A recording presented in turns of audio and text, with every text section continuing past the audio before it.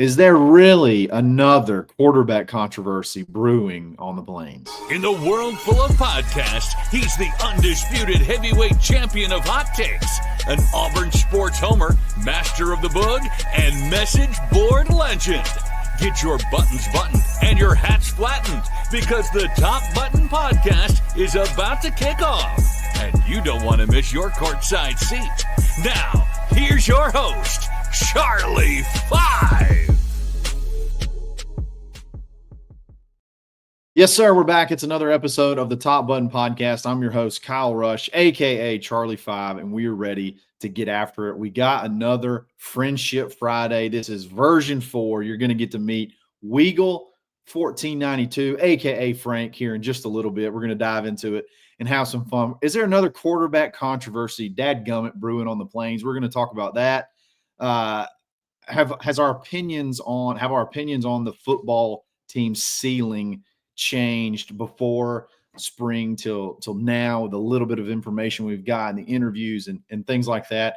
And then we got some Final Four thoughts. We're going to give Frank a chance to give his takes on the Final Four and discuss that and have a lot of fun. But before we do that, we got to give a quick shout out to Uncle Keith's Red Sauce. Frank, have you tried Uncle Keith's Red Sauce yet? Tried it and I loved it, man. It's there we go. Red sauce I've ever had. You can't beat it. If you love salsa with a little bit of a southern kick, you need to give it a try. Go to UncleKeith'sRedSauce.com. Use coupon code TheBarn25 to take 25% off your order.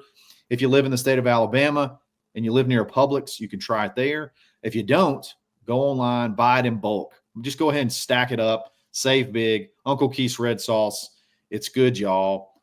Frank, man, a.k.a. Weagle, 1492, excited to have you, excited to dive into everything Auburn and chat with you. You were one of the early ones on the board, early members on the board, and you were one of the first ones to say, hey, let me get on that podcast. I want a shot at it. How are you doing, man? Great to talk to you. Good, man. Thanks for having me on. Yeah, I thought the barn was such an awesome way to kind of integrate fans and enthusiasts, and we got a lot of great people early on onto the board, so I was really excited to take part in it. And then when we had a chance to do Friendship Fridays, obviously I have some hot takes, and so I thought it'd be fun to hop on. Let's go. Let's burn them up. So, Frank, it's another year, and it seems like we're trying to have another quarterback controversy. I think this all kind of started when it came out after the scrimmage, I think, that Deuce Knight has not thrown any interceptions, at least through last Saturday. I think he threw a couple yesterday. No big deal. It's spring. It is what it is. But then the people started talking. Oh, is Deuce ready? Is Deuce going to be the guy? To almost, it seemed like overnight it had blown into, now Jackson's struggling in spring and Deuce is going to take over and this, that, and the other. And I don't know why it's Auburn, why we have to have a quarterback controversy seemingly every year. Do you have any opinions on it? Like, do you believe it's real? Do you think it's manufactured? What are your thoughts on the quarterback situation? Yeah, man. I think the call, the problem is that the call is coming from inside the house, right? Like, yeah. We're not, as far as I've heard, and I think probably as far as you've heard, this isn't coming from fans. Nobody's really, you don't have fans sitting around watching Deuce throw his first, week of practice. You have players and coaches talking to the media and saying this guy is way better than we thought he was going to be in his first few weeks. That being said, I don't think it's real. And I think you probably agree. I don't think it's real. I think it's pretty good way for Hugh Freeze to push Jackson Arnold to take it real seriously. Like, hey, you're the starter, but Deuce is nipping at your heels and he's playing well and you're seeing that. And so, and it's a good way to motivate Deuce if he thinks he's got a chance to start. And I do believe, here's what I do believe, that Deuce will start if he deserves to. Yes. That's what I've always said. I think they're going to play the best player. They're going to coaches typically, the object of their career, the object of their job is to win football games. And typically, there's not many agendas there. Typically, it's, hey, who's going to help me win a football game? And if Deuce wins the job, then he's going to get to play. Well, Gus had his like favorite guys, and sometimes we were sitting there thinking, "What are you doing, man?" Yeah, but it's always been this way. It's always been, and I'm sure it's like this at every other school. We're just in it here at Auburn, but it's always. I will never forget. There were like almost borderline fights between some of my friends and Nate Craig Myers not getting time to play. Yeah. Turns out he never really got back to that Nate Craig Myers from before he breaking his leg. And it's just always it's if it was, back in the day, it was you got to put in Cody Burns over Brandon Cox. Like, you got to play Cody Burns. It's just always got Jeremy Johnson. Hey, we were ready to bench Nick Marshall in 2014 to play Jeremy Johnson. Like, seriously, after that first half against Arkansas, it's always this way at Auburn. And I'm just going to trust it's like this everywhere. I'm not just going to single us out. I played football in middle school and a little bit in high school and everything. And I mean, it's like that on every team in the country. And there's always controversies about who should start. But, as far as Deuce and Jackson Arnold goes, I mean, look, and I think I heard Daryl say this in another show or something. But if Jackson Arnold in this week is in danger of losing his job to Deuce, we have a problem. I think so. Because there is not a freshman quarterback. Cam Newton, the probably the greatest quarterback talent to ever play in college. I'll say it. Maybe Andrew Luck, but anyway, Cam Newton wouldn't have started as a freshman, man. Like, he didn't start as a freshman. He didn't. He played at Florida, right? Yeah, he redshirted. Yeah. So if Deuce is challenging for playing time, then I'll just say it. Jackson Arnold sucks. Well, I'm with you. I do think quarterback controversies are fun. I think it's great for the media. It's great for clicks. It's great for, headlines. But I just, for whatever reason, man, we polarize quarterbacks ever since it seems like maybe it really started around Bo Nix when it started to become really, really polarizing. Like, it was probably the most embarrassing saga in Auburn fandom history. And look how that one turned out.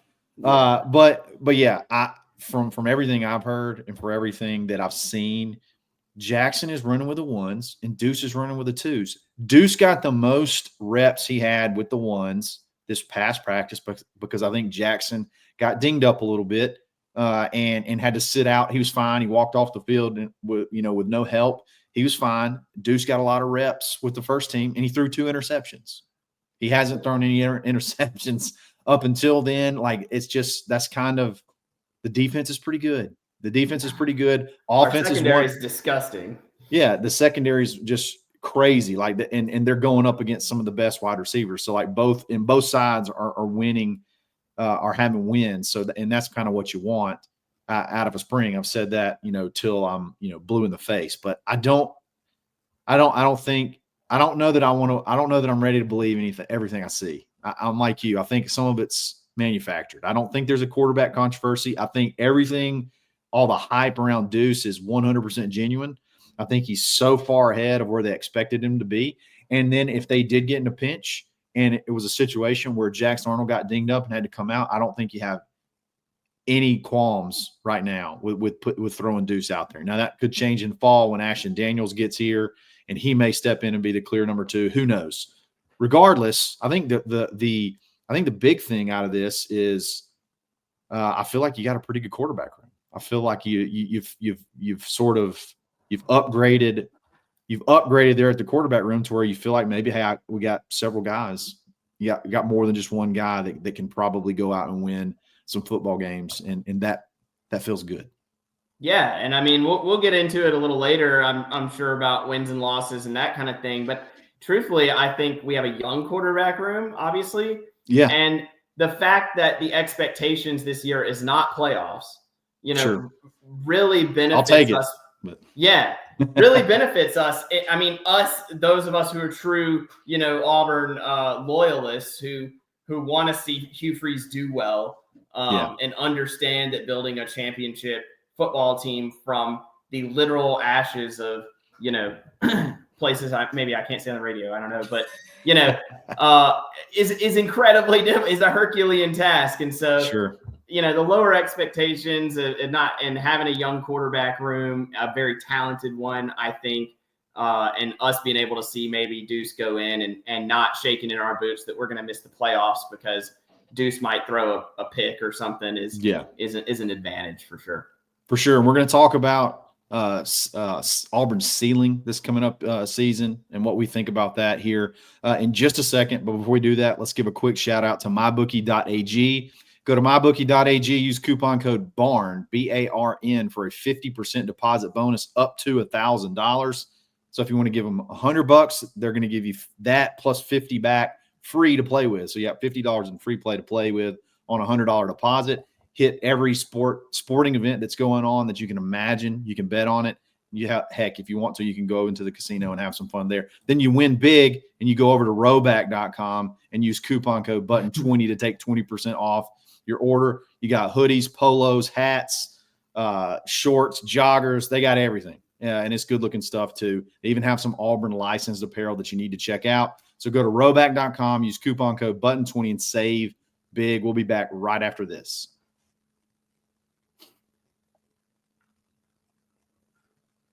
All right, let's do it. Let's talk wins and losses. But I want to do it from a different perspective, okay? I don't want to go through the schedule and say that's a win, that's a loss, that's one. I don't want to do that. That kind of gets boring. So what I want to ask you, Frank, is going into the season – going into spring, I'm sure you had you felt one way about the team. And then after everything we've talked about on the barn and seen elsewhere and highlights and clips, I want to know kind of what you felt like your ceiling was before we went into spring. And then do you feel any different, better or worse up until this point as far as what you think this team, like ultimately, if everything worked out, the max they could kind of achieve? What would that be? Yeah. Good question. First of all, I do think it's a great take, especially at the time of the year we're in. This is a good way to look at it, because if you go through our schedule right now, you don't even know who's starting for the other teams. You're just really just throwing darts. We still got a whole portal season, Oh my God. to go. Yeah. Yeah. So, as it stands now, and just with the knowledge we have, about our team, I really think our ceiling was 10 wins. I think if the O-line really coalesced and things went real well and the offense was clicking, our ceiling prior to spring, my thought was 10 wins. And I do think I've adjusted that downward a little bit. Okay. Because,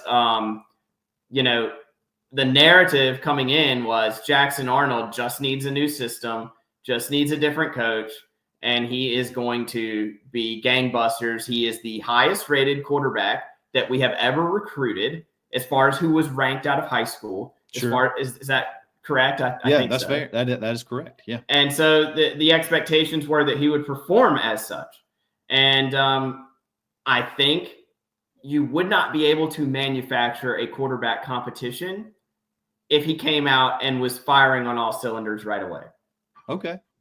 I think we have to adjust to a 9-win season. I think that would be assuming that Jackson develops some chemistry with the receivers and that our O-line does coalesce, which we have to talk about, Sure. I think going into spring, I'm going to be the opposite of you. So okay. I would say that my ceiling was somewhere going to be around like 8 games. And then there's 2 things really that have emerged, in my opinion, that I feel like puts Auburn maybe closer to maybe reaching that 9, touching 9 wins. And I don't know that I can get all the way to 10 quite yet, just because of recent history. And I'm just trying to be a little bit realistic. We do have a little bit more favorable home schedule, at least with some of the tougher teams. But yeah, look, I think I'm shocked at the reports on how good and how deep this defensive back room is. and how good this defensive line group is as a whole. I've heard from multiple people bragging on the defensive backs, corners in general, really showing out. Young guys showing out at safety. I think Anquan Fagans had a big pick yesterday, from what I understand. He's had a really good spring. And then the emergence of Bobby Travis, not just being a good role player like he kind of was last year, developing into hey, that's a dude now. That's a dude right there in the middle on the defensive line. I love that. And then the maturation of this wide receiver room and the I guess how great it's been, the story around Sam Turner and just the depth of that wide receiver room. I think Zach mentioned it on Village Vice. I think there's going to be a legitimate case for, those 5 guys getting very significant playing time. I think this wide receiver room is going to be legitimately 5 deep. So that's going to make the quarterback's jobs a lot easier. And then I'm not taking too much into some of the issues they've had on the offensive line, just because your two of your main guys that you're counting on, Xavier Chaplin, that you went out and got out of the portal, your number 1 portal offensive tackle, with a shoulder issue. Right now, at this point in time, it's really precautionary more than anything because he had surgery. But I mean, he's suited up, so like he could play if they needed to. There's no reason to do it. And then Connor Liu, he's also out. So those are 2 guys that are possibly you hope to be NFL prospects that are sitting out in the spring. So I feel a little bit better. Believe it or not, I know people call me a sunshine pumper, this, that, and the other, but I was probably at the 7-8 wins before, and I feel like I'm getting closer to like a 9 win. I feel like Auburn can really tap on winning 9 games and be in the playoff conversation, not necessarily in the playoffs, but hey, there was a 9-3 team that made the playoffs last year. So if you can get to that, you should be in the conversation late in the year, which is really what getting to that next step, I guess, if you want to be a successful program. So good stuff. Anything else on the football team as far as what you feel about spring that you want to go over before we hit the Final Four? Yeah, man. Just the last thing I'll say is, we can talk about personnel changes. Yeah. But the truth of the matter is Hugh Freeze's system has to prove that it can work. Yeah. Yeah. I mean, you saw, last year was his first year. This is a good conversation to have too. Last year was the first year that you really had a full-on Hugh Freeze offense. You saw increased production in yardage and total yards and things like that, and passing touchdowns, but overall scoring, you had issues. You had issues with communication. You had some bog downs in the red zone for whatever reason. So the conversation that I think is going to have to be had if you go through a second season and you see some of the same things is, hey, it's either one or 2 things. Okay. We are not able to evaluate. We got an issue evaluating quarterbacks, or we have an issue developing quarterbacks. If quarterback is the problem again this year, I think that's a serious conversation you have to have. Well, I mean, my thing is watching Hugh Freeze's system and knowing a little bit about, quarterback play and whatever. He asks young guys to have NFL level processing abilities at the line. And, the decision-making trees that he sets out and the ones that he had to simplify later in the season are beyond what most coaches ask, especially of young quarterbacks. And the issue is that when he does that, and then he has to go back and simplify it, his offense then becomes predictable for defensive coordinators because they know what he's having to simplify because they can watch tape on the last game. So, his system is dependent on, I think, talented processing, mentally processing quarterbacks. Yeah, and I get that. And I think there is a discussion to be had there because there's some people you talk to and they'll say the RPO is actually quarterback friendly. That's why the Eagles ran 30% of their offensive plays as RPO plays for Jalen Hurts because he can't do a lot of those things that you just mentioned. very well. So there's some conversation, deeper conversation to be had there. When we talk about system, and I know Zach really harps on the scheme and things like that. He's not sure about the scheme. I just got to go back and look at the track record, and it's worked everywhere. So like, are we saying that? And it's hard for me to believe that defenses have figured it out, because like I just said, you just had a Super Bowl team that ran 1/3 of their plays with RPO, an RPO decision off of each one. So again, I get what you're saying. And it does seem like when somebody tries to explain it and you're like, okay, I can hand it off. I can pull it and throw it based off of a coverage.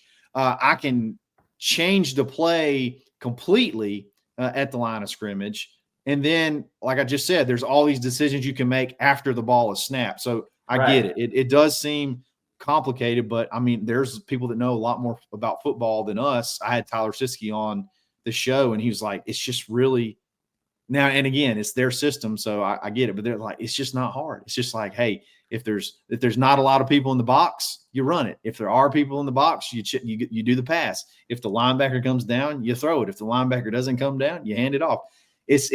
When coaches explain it, it sounds a lot simpler. I'm sure when the bullets are flying, it's much, much tougher. But I do think you got to have a lot of conversations regardless if you go through another year and it seems like you can point the finger at, you feel like the quarterback position is what's letting you down, because you got two pretty talented guys in, and then you got another one that's got a lot of experience coming in. So you should have three guys that could have you some success. Let's switch gears. We haven't, obviously you and I personally haven't been able to talk about the Final Four, and you wanted to say some things about the Final Four. Obviously, fired up to be there. It's a huge accomplishment. I was telling you before we got on that when you look up a coach's Wikipedia, they will list Final Fours. When you go to hire a basketball coach, that is one of the top things on the resume. How many Elite Eights, how many Sweet 16s, how many Final Fours. It's a huge accomplishment.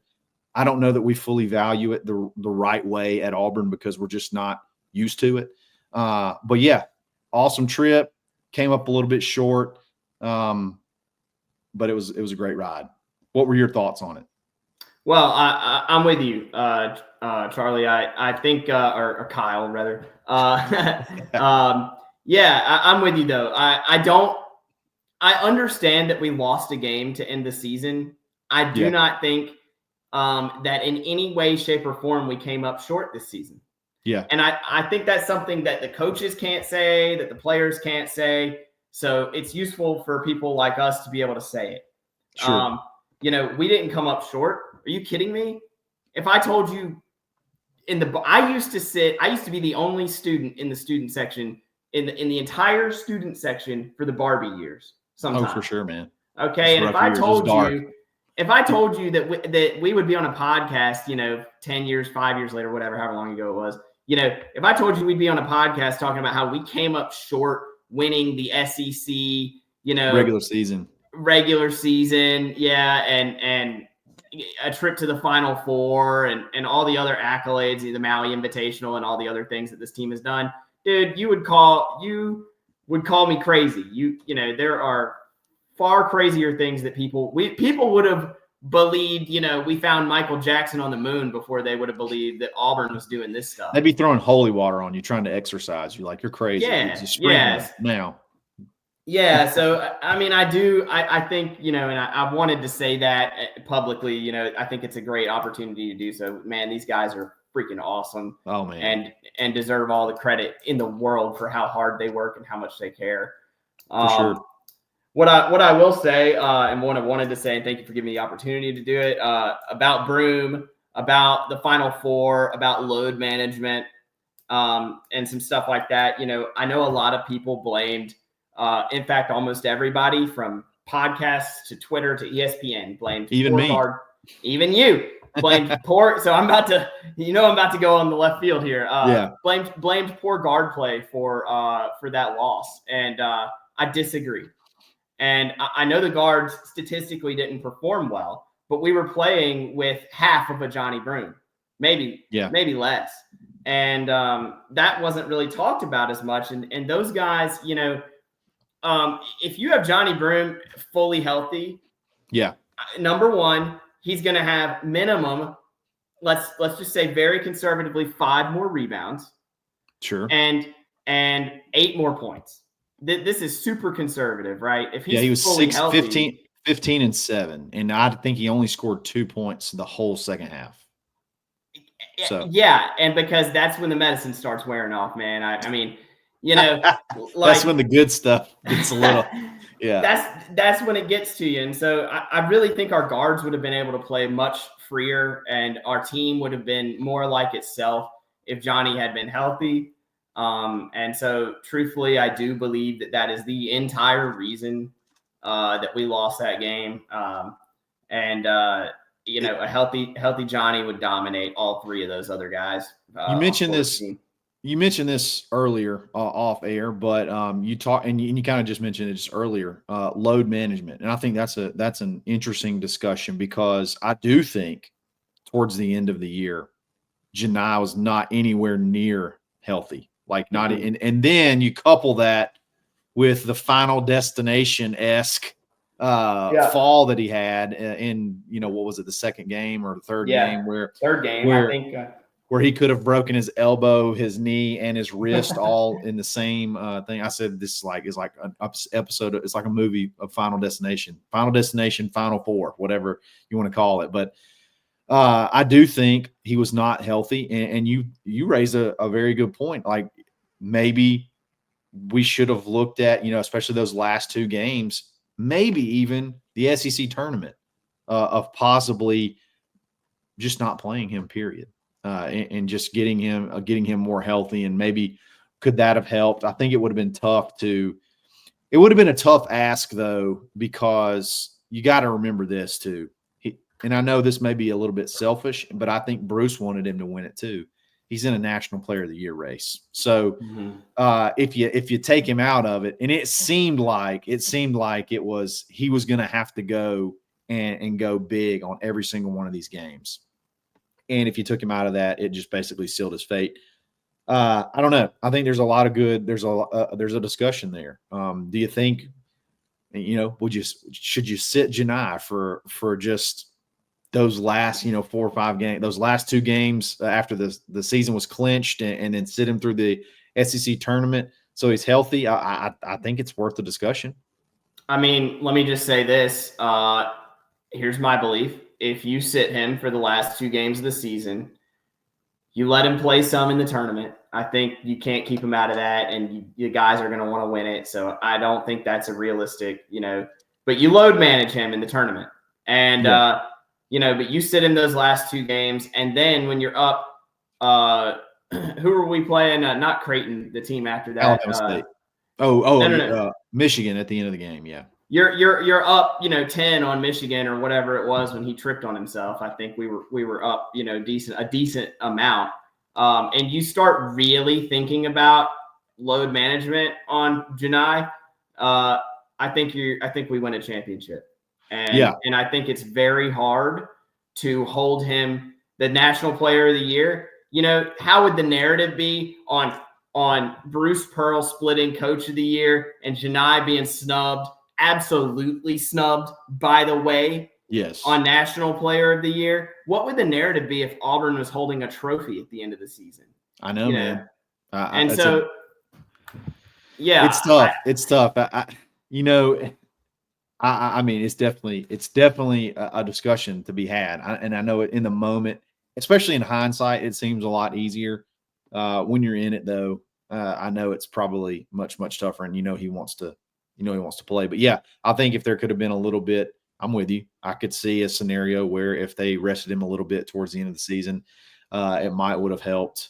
A lot of guys. We were out of gas. We only played 7 guys. Hey, maybe there's a discussion around. I know he was an issue at times, but what if Ja'Kai Howard played just 5 or 6 minutes in that game? We can go back and forth and say whatever, and I'm sure there's great reasons for everything. Regardless, I think you brought up some good points, and it's worth having those discussions. Frank, you're the man. This has been awesome. What a great we've been 30 minutes. It doesn't even feel like we've been talking 30 minutes. It's like not at all. like we've been talking 5 minutes. Frank, man, I appreciate you jumping in, being guest number 4 on Friendship Friday. You guys, if you want to come hang out with us, you need to sign up for thebarnauburn.com, and you can do this. I mean, we're booked through, I think, June with people jumping on the show, but you're welcome to join anytime. Just sign up today. You get to take $25 off your annual membership. Jump in the conversation. The game threads are fun. We don't have any for a while. But we got great baseball coverage going on right now. And then we'll have, obviously, the recruiting portal, basketball, all that good, all basketball portal, football recruiting, everything going on that'll get us to football season. And then it's obviously a lot of fun. So, guys, thanks for listening. We'll be back again soon. It's another episode of the Top Button Podcast. Stay buttoned. Thanks for listening, and drive home safely.